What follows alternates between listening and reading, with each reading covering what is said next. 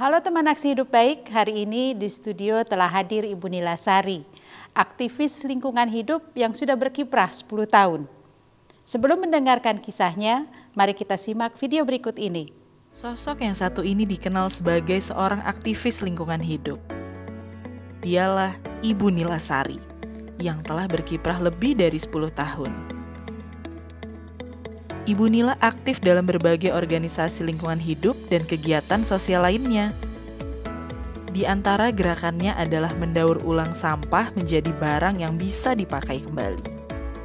Selama masa pandemi ini, Ibu Nila membuat inovasi pengolahan minyak jelantah dan pengolahan enzim dari sampah organik menjadi cairan multiguna bernama ekoenzim. Cairan ekoenzim punya segudang manfaat, baik untuk sektor rumah tangga, pertanian, dan peternakan. Saya mengenal ekoenzim itu tahun lalu, sejak pandemi kan Maret.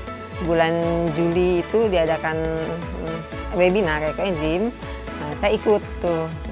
Setelah selesai webinar saya tuh bertanya-tanya, ini apaan ya, kok manfaatnya luar biasa banget gitu. Saya kan penasaran tuh, manfaatnya tuh bisa untuk sehari-hari, untuk ngepel, untuk cuci piring, untuk mandi, untuk keramas, untuk rambut rontok itu pakai ekoenzim, dicampur ekoenzim, itu juga rambut nanti akan tumbuh kembali. Caranya cuman kulit buah, molase atau gula Jawa atau gula aren ya, terus sama air, sama wadahnya yang penting. Itu perbandingannya 1:3:10. 1 bagian gula, 3 bagian bahan organik atau sisa kulit buah atau sayur, dan 10 bagian air. Itu kita campur semua, lalu kita tutup rapat, diemin selama 3 bulan. Jadi deh, gampang kan bikinnya. Ibu Nila itu sabar sekali. Orangnya hampir boleh dibilang nggak pernah marah. Ibu Nila kan kegiatannya banyak sekali. Dari pengumpulan barang bekas, ekoenzim, sampai sampah. Begitu pengajaran juga di sekolah-sekolah juga diajarkan mengenai diedukasi untuk ekoenzim ini. Walaupun dalam masa PPKM ini kita online pun kita tetap jalan untuk edukasi ekoenzim, terutama ekoenzim gitu. Untuk Bu Nila tetap semangat gitu dan tetap istilahnya mendunia deh untuk karya-karyanya. Selain itu, Ibu Nila mengelola lahan kosong di area gereja dan mengubahnya menjadi kebun aneka sayuran seperti bayam, kangkung, kacang panjang, dan sebagainya. Hasil jualnya sebagian untuk merawat kebun, sebagian lagi diberikan kepada warga yang tidak mampu. Bagi Ibu Nila, menyayangi lingkungan adalah hal yang harus ditanamkan sejak dini.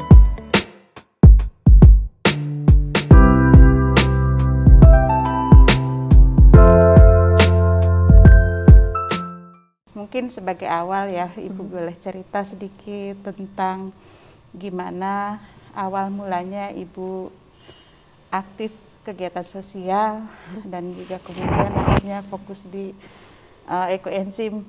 Awal ceritanya gimana, Bu? Oke, awal ceritanya saya memang berkegiatan sosial, saya ikut kegiatan pelayanan di gereja. Gereja Santo Yakobus. Gereja, oke. Itu awalnya itu saya memang tujuannya hanya pelayanan, tidak ada tujuan lain. Semua saya lakukan hanya untuk pelayanan, ya. Karena saya merasa Tuhan itu maha baik sama saya. Lalu gereja memilih saya sebagai ketua seksi lingkungan hidup. Nah, lingkungan hidup itu fokus saya memang pas jadi ketua seksi lingkungan hidup itu baru saya fokus ke lingkungan hidup, gitu.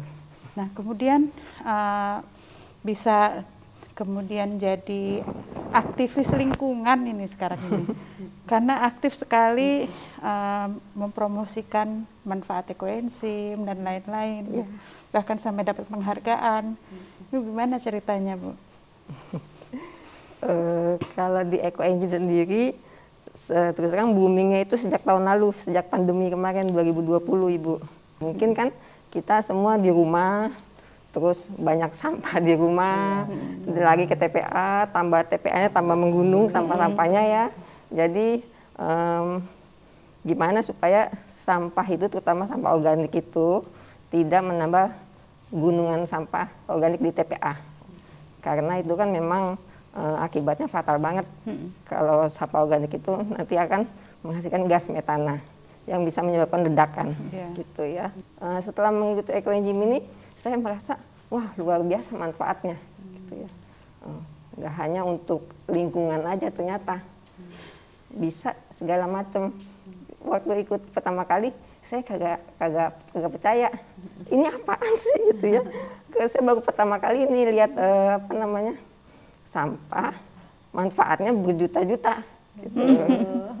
Pas memang narasumbernya waktu itu bilang cairan organik berjuta manfaat ekoenzim, gitu kan.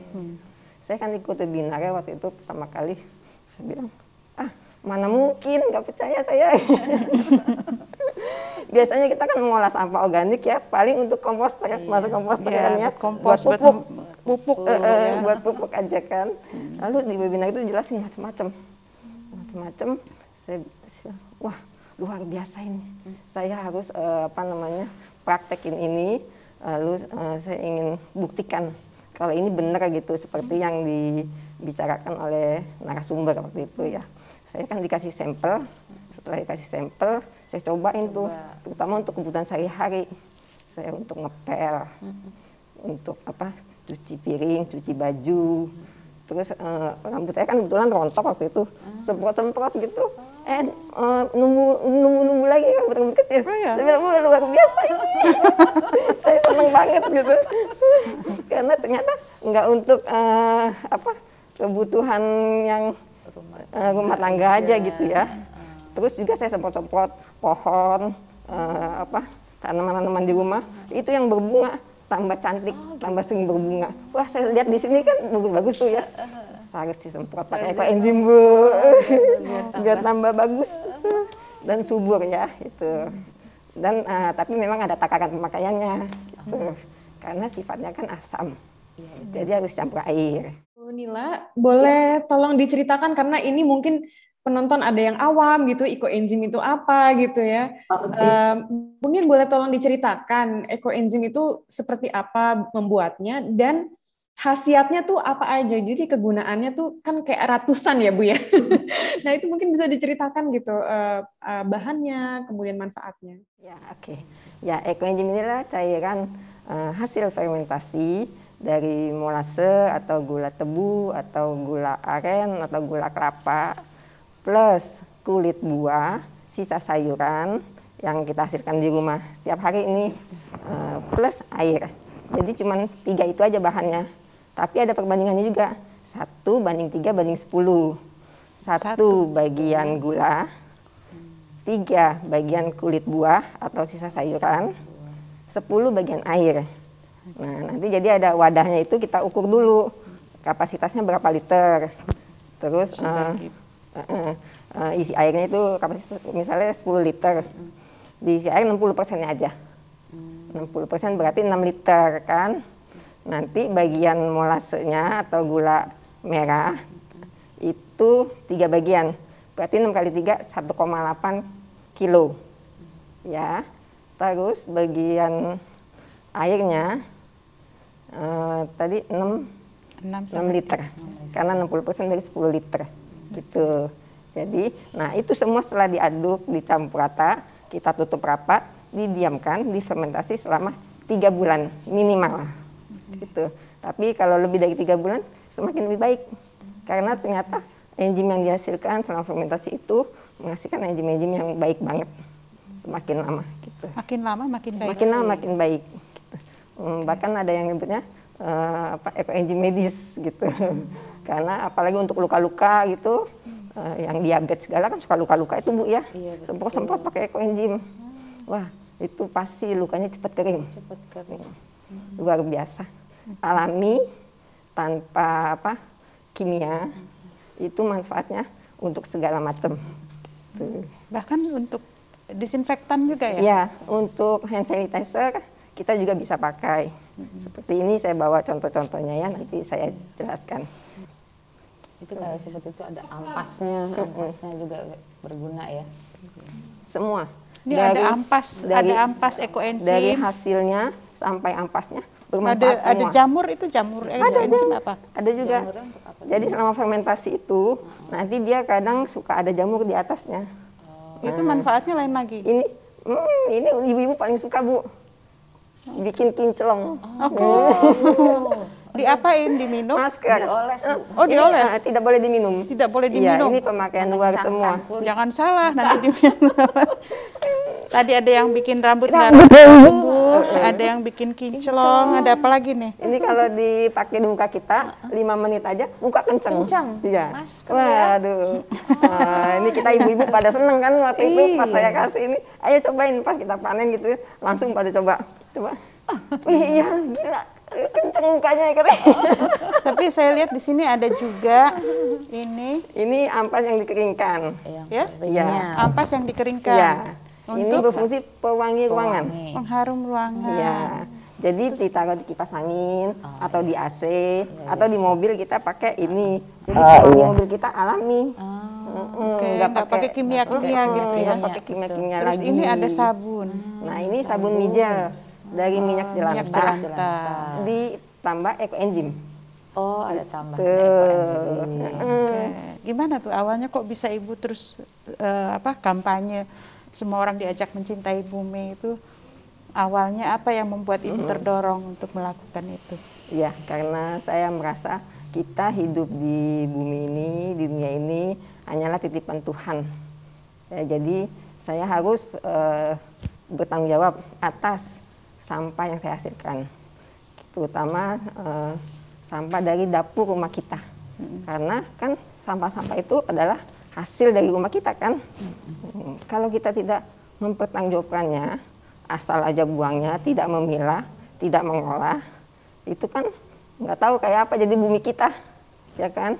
Jadi saya berharap teman-teman, sahabat-sahabat, saudara-saudara, dan juga masyarakat sekitar mau mulai memilah, mengolah sampah dari rumah masing-masing.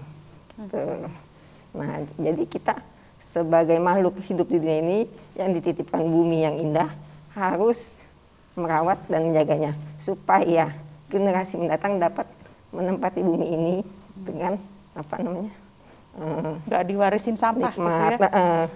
Sebetulnya ekoenzim sendiri sudah dari tahun 1980-an ditemukan oleh Dr. Rosukon dari Thailand. Dr. Rosukon itu adalah pendiri Asosiasi Pertanian Organik di Thailand. Jadi lalu dilanjutkan oleh Dr. Joen. Dr. Joen itu dari Malaysia. Itu udah lama juga. Nah, di Indonesia ini memang boomingnya baru beberapa tahun ini aja. Dan di booming seluruh Indonesia itu 2 tahun terakhir ini. Melalui Bapak Joko Rianto dan juga relawan-relawan Ekoenzim Nusantara yang lain. Gitu. Tujuan kita itu tadi pertama mengedukasi dulu, mensosialisasikan, mengajak orang-orang mengolah sampahnya. Karena tujuan utama pembuatan ekoenzim adalah mengolah sampah dari rumah masing-masing. Supaya TPA bebannya tidak makin banyak. Gitu. Di profilnya bahwa komunitas Ekoenzim Nusantara ini sempat mengirim ekoenzim ke Kalimantan Barat yang pas kena banjir, lalu ke Pati dan Kudus untuk penanganan COVID. Nah, mungkin bisa diceritakan respon atau reaksi penerimanya nih seperti apa? Banyak orang yang ragu ya, ekoenzim itu kok bisa sih jadi seperti ini manfaatnya gitu ya untuk disinfektan alami. Karena selama proses pembuatan fermentasi itu bulan pertama ekoenzim itu menghasilkan alkohol, mengeluarkan gas menghasilkan alkohol. Juga itu kan berarti ada fenolnya ya. Fenol itu kan untuk desinfektan itu bagus banget. Seperti halnya desinfektan yang biasa kita itu kan alkohol tapi kan sintetis kimia. Kalau ini kan memang organik, jadi alami, aman. Gitu ya. Kita hirup juga nggak apa-apa. Kita semprot-semprot udara untuk pernapasan kita itu aman. Gitu. Lalu setelah kita ke Sumbang ke Kalimantan Barat dan Kudus itu ternyata cepat sekali turun level COVID-nya di sana. Kalau untuk yang daerah-daerah banjir itu biasanya itu untuk mengurangi bau akibat banjir. Ekoenzim ini menyerap bau. ajaib ya, menyerap bau. Karena saya juga udah buktikan di rumah gitu ya, apabila di rumah kita ada gudang atau kamar mandi atau ruangan yang tidak sedap baunya, kurang sedap, itu saya taruh aja 3 tutup botol tempat kecil gitu, taruh di ujung ruangan, itu otomatis baunya hilang. Juga untuk mengobati luka-luka akibat bencana. Buat ngobatin luka. Buat ngobatin luka. Di obat luar ya. Nah, kalau banjir itu biasa kan suka eksim apa gitu ya, terutama kaki-kaki gitu kan ya. Itu disemprot-semprot langsung mereka. Itu banyak membantu sekali. Kan pemrosesannya beda-beda ya antara hand sanitizer, terus kemudian ada yang beberapa dicampur minyak jelantah ya, dijadiin sabun. Kemudian ada beberapa yang misalnya bisa buat ngepel gitu misalnya, atau buat menyembuhkan luka. Itu kan beda-beda pemrosesannya atau mungkin campurannya ya berbeda-beda. Nah itu ada berapa jenis sih produk yang bisa diproduksi dari sebuah satu batch ekoenzim gitu ya, dan bagaimana Bu Nila mengajarkan macam-macam produk itu kepada komunitas? Sebetulnya mengedukasinya, mengajarnya cuma satu aja, ekoenzim ya. Nah dari ekoenzim ini nanti kan manfaatnya itu bisa macam-macam. Itu ada takarannya seperti yang saya bilang tadi gitu, harus dicampur air 1:400 misalnya untuk hand sanitizer. Hand sanitizer itu campurannya 1:400. Jadi 1 mili ekoenzim sedikit aja, 1 mili. 1 mili banding 400 mili air. Ya. Jadi kan sedikit banget. Jadi ya ini sedikit sekali. Sedikit sekali tapi bermanfaat banget gitu. Nah jadi tadi untuk hand sanitizer. Terus untuk ngepel kita kan ember itu ya, ember kita taburin aja 2 tutup botol ini ekoenzimnya, tutup botol air mineral ini kan bekas air mineral ya, taruh aja di ember, lalu kita pel. Nanti otomatis rumah kita bebas semut, terus bebas kecoa. Gitu ya. Terus kalau misalnya di teras suka ada tikus ya, kita siram-siram aja, tikus juga kagak demen. Ini warnanya aja macam-macam nih Mbak Tiza nih. Ada yang agak pucat, ada yang merah, macam-macam karena ampas atau kulit buah atau sayuran yang dimasukkan berbeda, atau memang karena takarannya terhadap air berbeda? Enggak, karena takaran harus pas. Udah takaran baku harus sama gitu ya. Semua ya. Yang membuat beda itu dari gulanya. Karena ada yang pakai gula merah, gula aren, gula kelapa, ada juga pakai molase. Kalau yang coklat tua ini dari molase, ampas gula tebu, dan harganya juga lebih murah. Jadi kita emang lebih seringnya pakai molase. Lebih bagus ya? Kalau ini dari gula merah. Gula merah. Mungkin nanti ada yang dari Mbak Soraya yang pakai gula putih, warnanya lain lagi. Gula putih nggak boleh, mohon maaf. Karena gula putih itu udah melalui proses. Dan juga bahan organiknya itu kulit buahnya minimal 5 jenis. 5 jenis. Semakin banyak, semakin baik hasilnya nanti. Karena kan enzim yang dihasilkan dari buah-buah yang difermentasi, kulit buah yang fermentasi itu akan semakin baik. Ibaratnya kita makan 1 buah tiap hari, pepaya aja misalnya ya. Dibanding kita makan pepaya, ada jeruk, ada apa lagi namanya, buah-buah yang lain, pir, apel gitu. Itu kan akan semakin baik tubuh kita, sehat. Nah gitu juga ekoenzim. Kalau kita semakin banyak bervariasi, semakin banyak enzim yang dihasilkan, akan semakin baik hasilnya itu. Jadi memang semangatnya itu mengurangi sampah di rumah ya, bukan kemudian orang yang punya uang kemudian bisa beli ekoenzim, sampahnya tetap dibuang gitu kan. Bu Nila, kalau Bu Nila kan tahu ya, ini nanti buat ngepel berapa takarannya, buat hand sanitizer berapa takarannya. Kita ya nggak tahu ketika dikasih ini buat apa ya. Nah, Ibu apakah ada rencana membuat buku atau kemudian supaya kampanye ekoenzimnya itu benar-benar kena karena orang tahu manfaat dan tahu cara membuatnya. Biasanya setelah webinar atau offline atau maupun online gitu, kita kasih bikin usul, yuk kita bikin WhatsApp group untuk yang peserta sini semua. Jadi kan apabila dalam proses membuat ekoenzim ada masalah gitu ya, mereka ada yang kurang ngerti, bisa langsung tanya. Jadi kita bikin WhatsApp group dulu. Nah di situ kita kasih modul. Nah ibu-ibu ini baca, silakan dibuka, dibaca. Jadi apabila ada yang kurang jelas boleh ditanyakan. Di situ jelas semua Bu, dari siapa penemunya. Jadi Ibu punya modulnya? Ada, iya. Modulnya udah ada ya? Sudah ada, itu dari komunitas Ekoenzim Nusantara Bu. Jadi sementara kalau yang misalnya masuk komunitas tapi nggak berani untuk sosialisasi gitu, jadi anggota aja, itu juga mereka biasanya kalau udah bikin bantu nyumbang ke Bank Ekoenzim. Karena setiap wilayah kita ada Bank Ekoenzim namanya. Jadi kayak tadi di Pati butuh Ekoenzim. Nah, kita udah setiap wilayah menyumbang, mengumpulkan Menarik ya, sumbangan. ada Bank Ekoenzim. Iya, ada Bank Ekoenzim. Jadi bank itu tujuannya menyimpan sumbangan Ekoenzim dari anggota. Ya, yang panen misalnya bikin banyak anggota ya. Mau taruh di mana ya, rumahnya kecil gitu ya. Bagi-bagi tetangga udah. Terus apa pakai sehari-hari apalagi. Nah, sumbangin ke Bank Ekoenzim. Nanti Bank Ekoenzim itu kita tampung hasil sumbangan anggota. Nah, kalau ada tanggap darurat gitu, bencana, kita tinggal kirim. Bisa kirim. Gitu. Jadi kan mempercepat juga untuk pengiriman ke yang membutuhkan. Tahan lama sih ini Bu ya? Ini tidak ada Nggak ada expirednya. Terima kasih dari kami.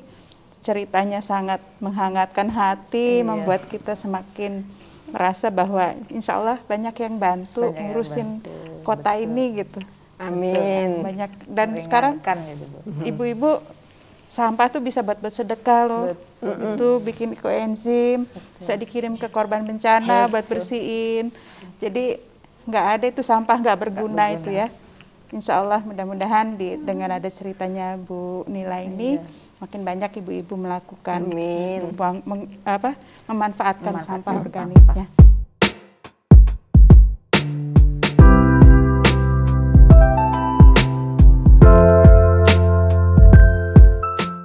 Teman Aksi Hidup Baik, dari kisah Ibu Nila kita belajar tentang menggerakkan masyarakat untuk cinta lingkungan dan mengolah sampah untuk ladang beramal dan bersedekah.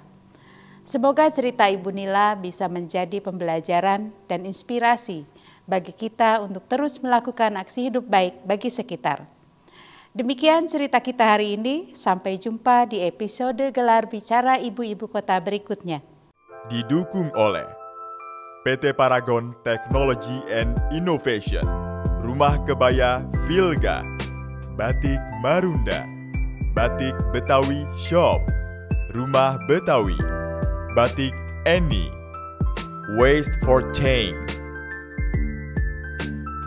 Media pendukung 90,4 Cosmopolitan FM, Taai TV, Dream.co.id, Femina, Indonesian Times, 89,6 FM iRadio, Jak TV, Her World, Media Indonesia, Scarf Media, Tribunnews.com, 106,6 FM V Radio, Why People Radio, Women's Obsession, Celebrities.id, Okezon.com.